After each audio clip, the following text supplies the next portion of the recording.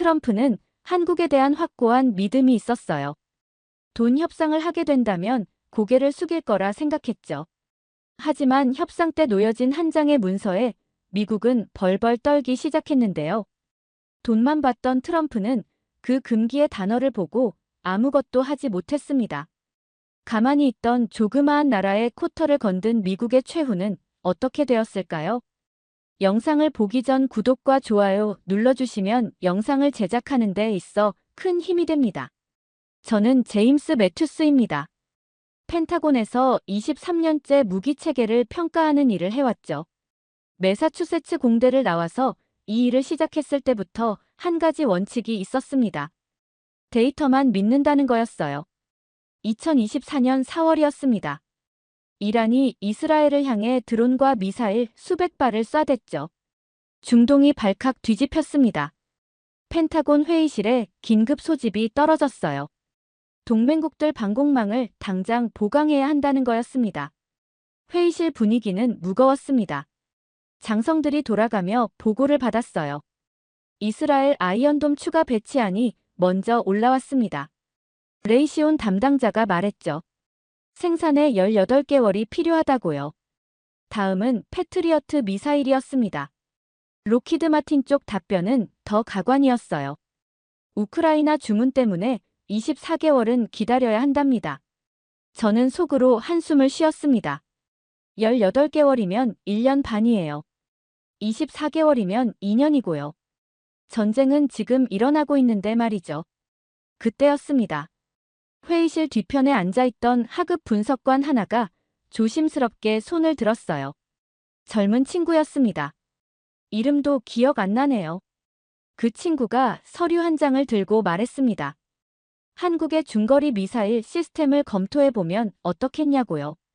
천궁이라는 이름이라고 했습니다. 저는 피식 웃음이 나왔어요. 한국이요? 농담하나 싶었죠. 회의실 분위기도 비슷했습니다. 몇몇은 고개를 갸우뚱했고요. 저는 손을 휘저으며 말했습니다. 다음 안건 보자고요.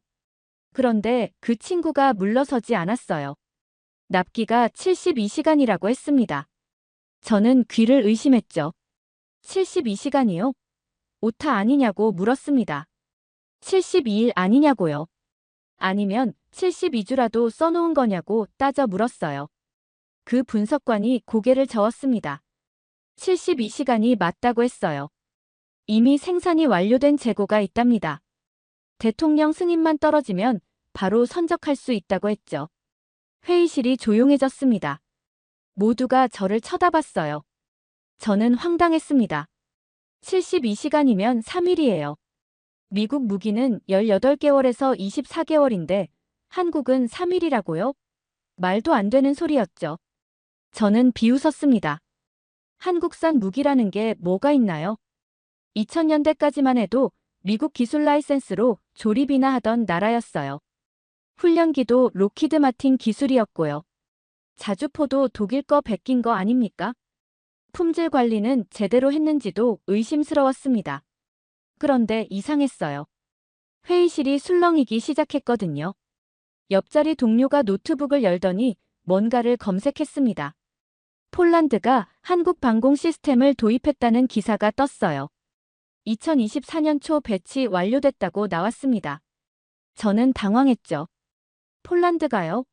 북대서양조약기구 회원국인 폴란드가 미국산도 아닌 걸 샀다고요? 뭔가 잘못 본 거 아닌가 싶었습니다. 장성 한 분이 입을 열었어요. 자료 좀 더 가져와 보라고 했습니다. 그 젊은 분석관이 급히 자리를 떴죠. 회의실 공기가 묘하게 변했습니다. 저는 그날 밤 잠을 못 잤어요. 72시간이라는 숫자가 머릿속을 떠나지 않았거든요. 만약 그게 진짜라면 제가 23년 동안 뭘 한 건지 모르겠더라고요. 집에 돌아와서도 머리가 복잡했습니다. 저는 서재로 들어갔어요. 25년치 평가 노트가 쌓여 있는 곳이죠. 먼지 쌓인 파일 박스를 꺼냈습니다. 2010년 자료였어요. 제가 쓴 보고서 제목이 눈에 들어왔습니다. 한국 방산의 한계라는 제목이었죠. 부제는 창조보다는 모방이었습니다. 당시 상사가 빨간 펜으로 적어놓은 메모가 보였어요. 정확한 분석이라고 써있더군요. 저는 그 보고서를 펼쳤습니다. 한 줄 한 줄 읽어 내려갔죠. 한국은 독자 기술이 부족하다고 썼더라고요. 미국이나 유럽 기술을 빌려와서 조립하는 수준이라고 평가했습니다. 혁신은 미국과 이스라엘, 유럽만 가능하다는 결론이었어요. 그때는 확신했었거든요. 한국 무기라는 게 뭐가 있나 싶었습니다. T-50 훈련기는 로키드 마틴 기술 아닙니까? K9 자주포도 독일 자주포 베낀 거라고 생각했어요. 조립 기술은 좋을지 몰라도 설계는 다른 얘기라고 봤죠. 저는 노트 마지막 페이지를 봤습니다. 제 손글씨로 적혀 있었어요. 한국은 이류 모방자라고 썼더군요. 진짜 혁신은 서구에서만 나온다고 적어놨습니다. 그런데 오늘 회의에서 나온 얘기들이 자꾸 머리를 스쳤어요. 72시간이라는 납기 말입니다. 레이시오는 18개월이라고 했어요. 로키드 마틴은 24개월이라고 했고요. 그런데 한국은 3일이라니까요. 저는 웃음이 나왔습니다. 말도 안 되는 소리라고 생각했죠. 재고가 있다고요? 방공 미사일을 재고로 쌓아놓는 나라가 어딨습니까? 품질은 어떻게 보증하는 건지도 의심스러웠어요. 그렇게 스스로를 설득하려 했습니다. 한국산이 미국산보다 나을 리 없다고요.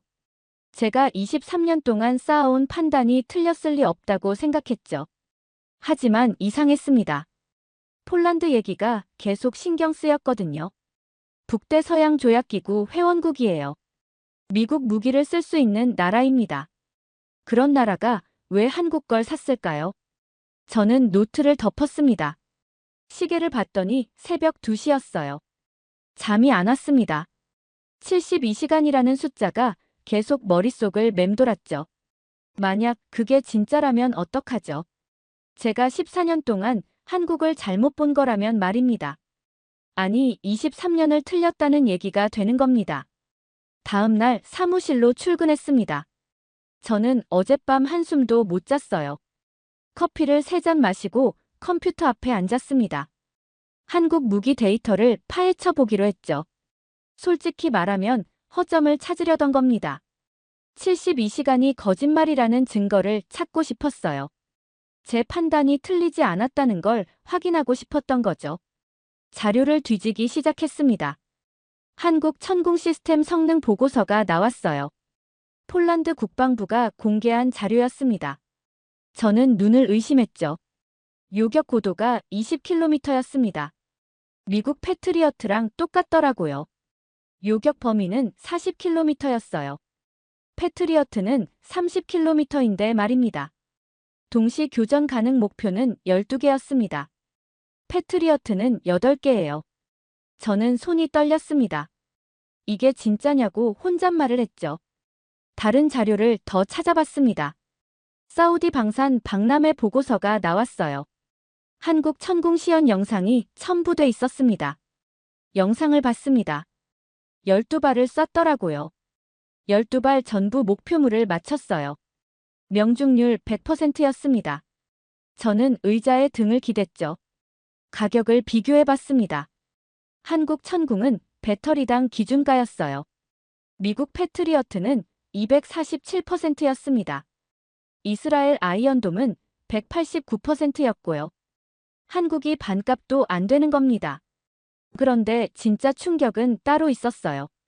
납기 비교표를 보는 순간이었습니다. 한국은 72시간 재고 있음이라고 적혀 있었어요. 미국은 24개월, 이스라엘은 18개월이었습니다.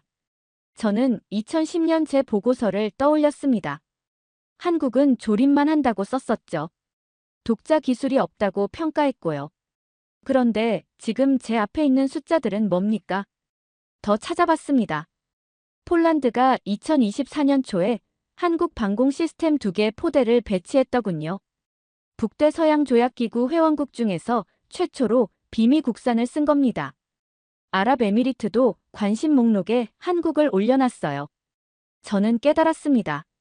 미국은 완벽한 무기를 언젠가 준다고 약속해요.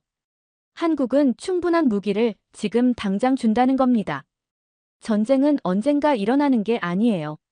지금 일어나고 있거든요. 제 23년 경력이 흔들리는 순간이었습니다. 그날부터 3일 동안 저는 한국 쪽 반응을 지켜봤습니다. 묘한 일이 벌어지고 있었거든요. 외신들은 난리였어요.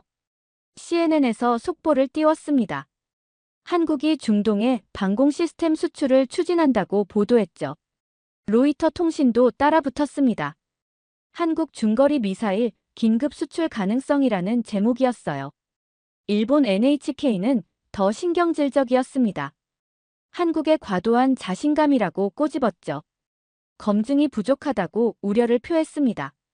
그런데 한국 쪽은 이상할 정도로 조용했어요. 국방부 브리핑을 찾아봤습니다. 대변인이 한 말은 딱 한 줄이었죠. 진행 중인 사안은 언급할 수 없다고 했습니다. 방사청 쪽도 마찬가지였어요. 협상 내용은 공개 불가라는 입장만 냈습니다. 한화디펜스 사장도 인터뷰를 거절했더라고요. 고객사 정보는 보호해야 한다는 원칙만 강조했어요. 저는 이해가 안 갔습니다. 미국이었으면 어땠을까요? CNN의 국방부 국장이 나와서 1시간은 브리핑했을 겁니다. 로키드 마틴이었으면 주가 올리려고 보도자료를 10개는 뿌렸을 거예요. 그런데 한국은 72시간 동안 단 한 줄의 홍보도 안 했습니다. 해명도 없었고요. 확인도 부인도 하지 않았어요. 그냥 조용했습니다. 동료 하나가 물었습니다. 한국은 왜 저러냐고요? 자신 없는 거 아니냐고 했죠. 저는 고개를 저었습니다. 아니라고 말했어요. 저건 자신감이라고 했습니다. 침묵에는 두 가지 종류가 있거든요. 겁이 나서 조용한 거랑 자신 있어서 조용한 건 다릅니다. 한국은 후자였어요. 말로 신뢰를 만드는 게 아니라 납품으로 증명하려는 거였죠. 미국은 말로 약속합니다. 기자회견 열고 브리핑하고 보도자료 내고요. 한국은 그냥 배에 싣는 겁니다. 어느 쪽이 더 강할까요?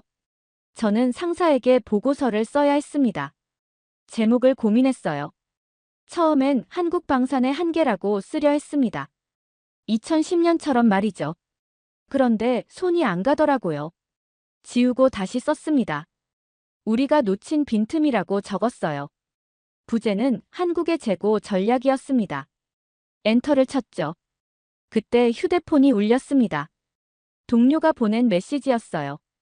인천공항에서 화물기 5대가 이륙했다고 알려왔습니다.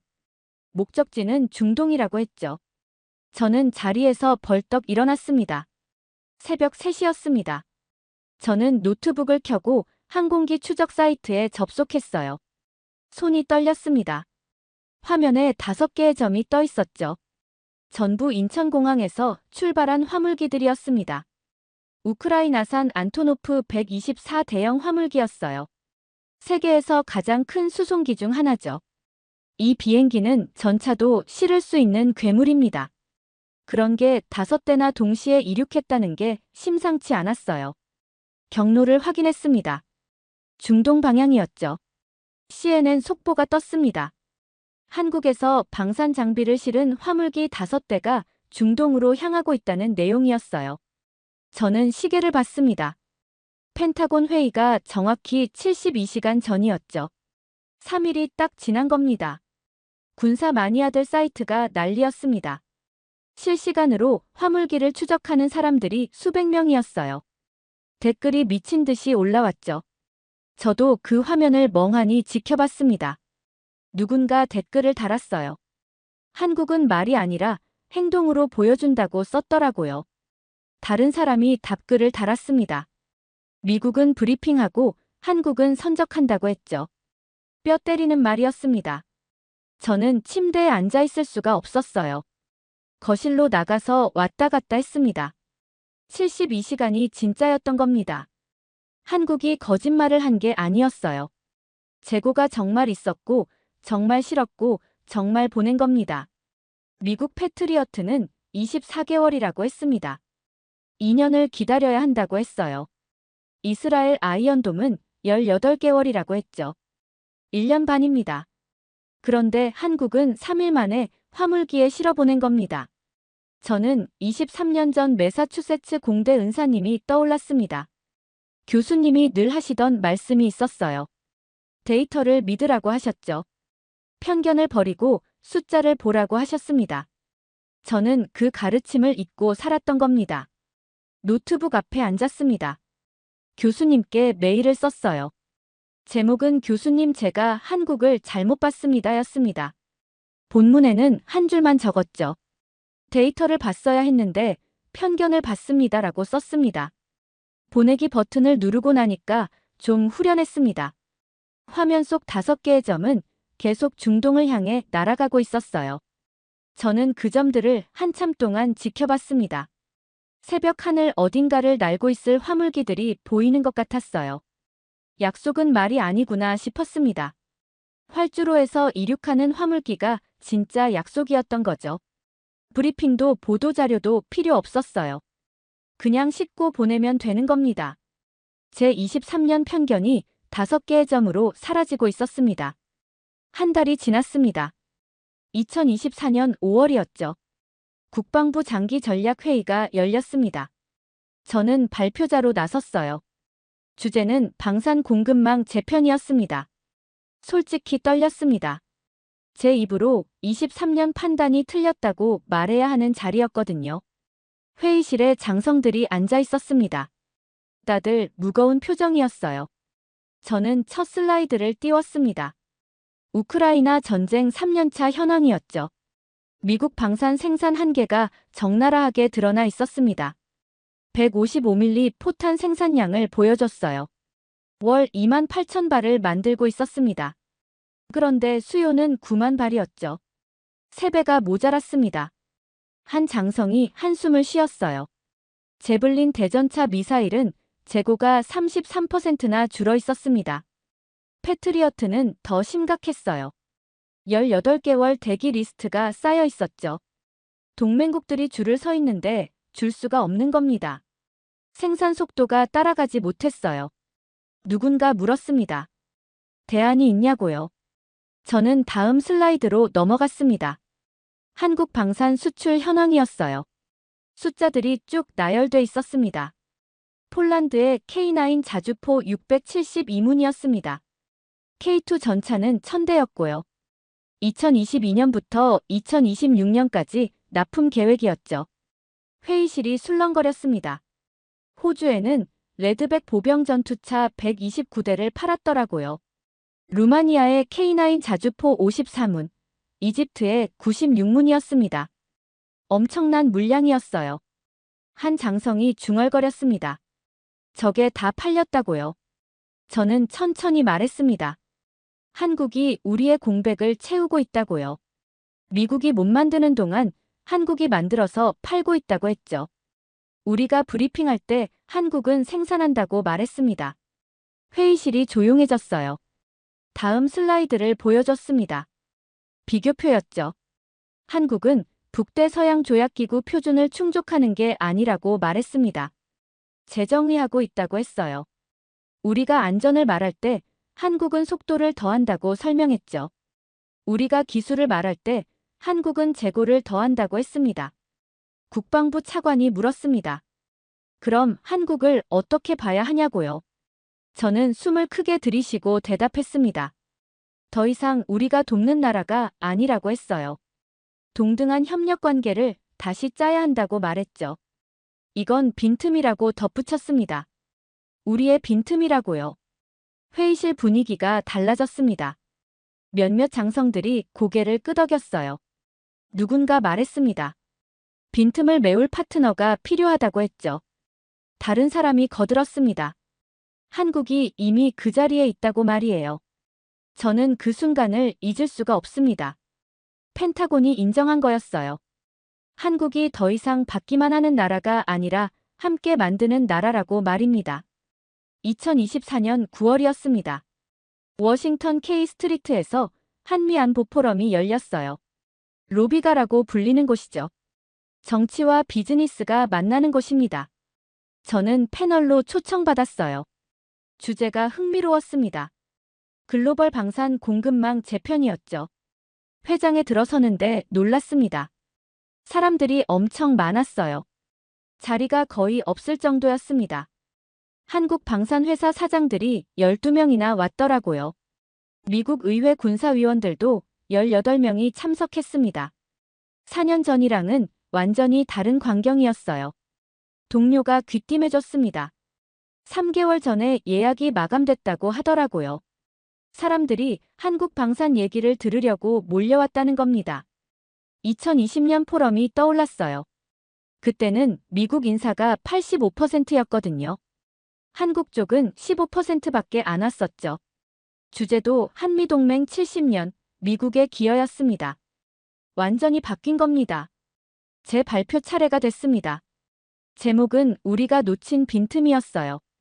부제는 한국의 전략적 재배치였습니다. 마이크를 잡았죠. 손에 땀이 났습니다. 2010년에 저는 한국을 모방자라고 불렀다고 시작했습니다. 보고서에 그렇게 썼다고 고백했어요. 회장이 조용해졌습니다. 그런데 2024년 한국은 폴란드와 루마니아와 호주와 아랍에미리트의 선택을 받았다고 말했습니다. 모방자는 고객을 기다린다고 했습니다. 혁신자는 고객이 찾아온다고 말했죠. 저는 14년 늦게 배웠다고 인정했습니다. 누군가 기침 소리를 냈어요. 저는 계속 말을 이어갔습니다. 한국은 말을 아꼈다고 했습니다. 브리핑 대신 선적을 택했다고 말했어요. 홍보 대신 납품을 선택했다고 설명했죠. 그게 진짜 힘이라고 말했습니다. 회장 곳곳에서 고개를 끄덕이는 사람들이 보였어요. 발표가 끝나자 박수가 터졌습니다. 사람들이 일어나서 박수를 쳤어요. 저는 당황했습니다. 그런데 한국 방산 사장들은 담담한 표정이었어요. 박수를 받아도 당연하다는 듯 앉아 계셨죠. 한 분이 다가왔습니다. 악수를 청하시더라고요. 나이 지긋한 분이었습니다. 매튜스 박사님, 우린 그냥 이랬을 뿐입니다. 라고 말씀하셨어요. 조용한 목소리였습니다. 자랑하는 투가 전혀 없었어요. 오히려 담담했습니다. 저는 그 태도에 또 한 번 배웠습니다. 포럼이 끝나고 저는 혼자 걸었습니다. 스미소니언 박물관까지 갔어요. 한국전 전시관에 들어갔습니다. 오래된 포스터가 걸려 있었죠. 1950년 미군 포스터였습니다. 우리가 자유를 지킨다고 써 있었어요. 저는 수첩을 꺼냈습니다. 한 줄 적었습니다. 2024년 그들이 우리와 함께 지킨다고 썼어요. 70년 만에 완전히 바뀐 겁니다. 방어받던 나라가 함께 방어하는 나라가 된 거죠. 아니, 어쩌면 이제는 그들이 다른 나라를 돕는 처지가 된 건지도 모릅니다. 2024년 12월이었습니다. 펜타곤 특별 강연에 섰어요. 1년에 한 번 있는 자리였습니다. 청중석에는 국방부 고위 관계자들이 앉아 있었죠. 차관도 계셨고 장성들도 여럿 보였습니다. 저는 천천히 말을 시작했습니다. 2024년 4월 펜타곤 회의실에서 저는 72시간이라는 숫자를 비웃었다고 말했어요. 한국이 3일 만에 무기를 보낼 수 있다는 걸 믿지 않았다고 했습니다. 한국산이라는 말 자체를 무시했다고 고백했죠. 그날 밤 저는 23년 경력을 의심했다고 말했습니다. 3일 뒤 저는 화물기 5대를 추적했다고 말했어요. 새벽 하늘을 날아가는 5개의 점을 지켜봤다고 했죠. 6개월 뒤 이 자리에 섰다고 말했습니다. 청중들이 집중해서 듣고 있었어요. 기침 소리 하나 안 났습니다. 빈틈은 약점이 아니었다고 말했습니다. 창문이었다고 했죠. 미국이 완벽을 추구할 때 한국은 적시를 선택했다고 설명했습니다. 우리가 기술을 자랑할 때 한국은 물량을 준비했다고 했어요. 우리가 브랜드를 믿을 때 한국은 고객을 믿게 만들었다고 말했죠. 저는 한국을 모방자라 불렀다고 말했습니다. 하지만 진짜 모방자는 저였다고 고백했어요. 저는 과거의 성공을 모방했다고 말했습니다.